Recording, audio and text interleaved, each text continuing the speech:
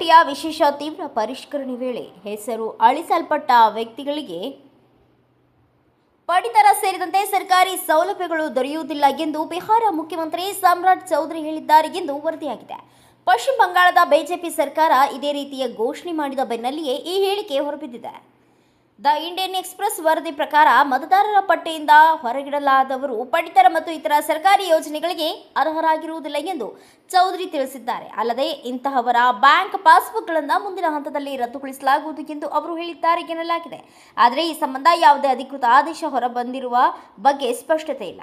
April 15ರಂದು Nitish Kumar ಅವರ ಬದಲಿ ಸಾಮ್ರಾಟ್ ಚೌಧರಿ ಬಿಹಾರ ಮುಖ್ಯಮಂತ್ರಿಯಾಗಿ ಅಧಿಕಾರ ಸ್ವೀಕರಿಸಿದರು. ಇದರ ನಡುವೆ ಜುಲೈನಲ್ಲಿ ಸುಪ್ರೀಂ ಕೋರ್ಟ್ಗೆ ಸಲ್ಲಿಸಿದ ಹೇಳಿಕೆಯಲ್ಲಿ ಚುನಾವಣಾ ಆಯೋಗವು ಮತದಾರರ ಪಟ್ಟಿ ಪರಿಷ್ಕರಣೆ ವೇಳೆ ಮತದಾನಕ್ಕೆ ಅನರ್ಹರೆಂದು ಕಂಡುಬಂದ ಕಾರಣಕ್ಕೆ ಮಾತ್ರ ಯಾರೂ ಭಾರತೀಯ ನಾಗರಿಕತ್ವ ಕಳೆದುಕೊಳ್ಳುವುದಿಲ್ಲ ಎಂದು ಸ್ಪಷ್ಟಪಡಿಸಿತ್ತು. ಪಶ್ಚಿಮ ಬಂಗಾಳದಲ್ಲಿ ಇತ್ತೀಚೆಗೆ ಅಧಿಕಾರಕ್ಕೆ ಬಂದ ಬಿಜೆಪಿ ಸರ್ಕಾರವು ಇದೇ ರೀತಿಯ ಕ್ರಮಕ್ಕೆ ಸೂಚನೆ ನೀಡಿದೆ. ರಾಜ್ಯದಲ್ಲಿ ನಡೆದ ವಿಶೇಷ ಮತದಾರರ ಪಟ್ಟಿ ಪರಿಷ್ಕರಣೆಯಲ್ಲಿ ಹೆಸರು ಅಳಿಸಲ್ಪಟ್ಟ ಮಹಿಳೆಯರಿಗೆ ಅನ್ನಪೂರ್ಣ ಭಂಡಾರ್ ಯೋಜನೆಯ ಪ್ರಯೋಜನಗಳನ್ನು ನೀಡುವುದಿಲ್ಲ ಎಂದು ಸರ್ಕಾರ ತಿಳಿಸಿದೆ. ಈ ಯೋಜನೆಯಡಿ ಮಹಿಳೆಯರಿಗೆ ಪ್ರತಿ ತಿಂಗಳು 3,000 ರೂಪಾಯಿ ನಗದು ನೆರವು ನೀಡಲಾಗುವುದು. ಜೂನ್ 1ರಿಂದ ಈ ಯೋಜನೆ ಜಾರಿಯಾಗಲಿದ್ದು, ತೃಣಮೂಲ ಕಾಂಗ್ರೆಸ್ ಸರ್ಕಾರದ ಲಕ್ಷ್ಮೀ ಭಂಡಾರ್ ಯೋಜನೆ ಬದಲಿಗೆ ಈ ಯೋಜನೆ ಜಾರಿಗೆ ಬರಲಿದೆ. ಲಕ್ಷ್ಮೀ ಭಂಡಾರ್ ಯೋಜನೆಯಡಿ ಫಲಾನುಭವಿಗಳಿಗೆ ತಿಂಗಳಿಗೆ 1,500 ರೂಪಾಯಿ ನೀಡಲಾಗುತ್ತಿತ್ತು. ಈ ಕುರಿತು ಪ್ರತಿಕ್ರಿಯಿಸಿದ ಪಶ್ಚಿಮ ಬಂಗಾಳದ ಮಹಿಳಾ ಮತ್ತು ಮಕ್ಕಳ ಅಭಿವೃದ್ಧಿ ಹಾಗೂ ಸಾಮಾಜಿಕ ನ್ಯಾಯ ಸಚಿವೆ ಅಗ್ನಿಮಿತ್ರ ಪಾಲ್, ಎಸ್ಐಆರ್ ವೇಳೆ ತೆಗೆದುಹಾಕಲಾದ ಹೆಸರುಗಳ ವಿಶ್ಲೇಷಣೆ ನಡೆದಿದೆ.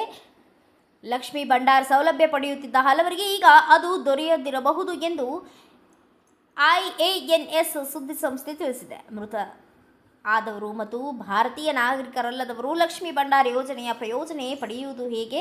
ಮತದಾರರ ಪಟ್ಟಿಯಿಂದ ಕೈಬಿಡಲಾದ ಹೆಸರುಗಳನ್ನು ಸರ್ಕಾರ ಪರಿಶೀಲಿಸಿದೆ ಎಂದು ಅವರು ಹೇಳಿದ್ದಾರೆ. ಚುನಾವಣಾ ಆಯೋಗ ನಡೆಸಿದ ವಿಶೇಷ ಮತದಾರರ ಪಟ್ಟಿ ಪರಿಷ್ಕರಣೆಯ ಬಳಿಕವೇ ಪಶ್ಚಿಮ ಬಂಗಾಳ ವಿಧಾನಸಭಾ ಚುನಾವಣೆ ನಡೆಯಲಿದ್ದವು. ಏಪ್ರಿಲ್ 6ರ ವೇಳೆಗೆ ಸುಮಾರು 91 ಲಕ್ಷ ಮತದಾರರ ಹೆಸರುಗಳನ್ನು ಪಟ್ಟಿಯಿಂದ ತೆಗೆದುಹಾಕಲಾಗಿತ್ತು. ಇದು ಪರಿಷ್ಕರಣೆ ಪ್ರಕ್ರಿಯೆ ಆರಂಭಕ್ಕೂ ಮುನ್ನ ಇದ್ದ ಒಟ್ಟು ಮತದಾರರ ಸುಮಾರು 11.9%.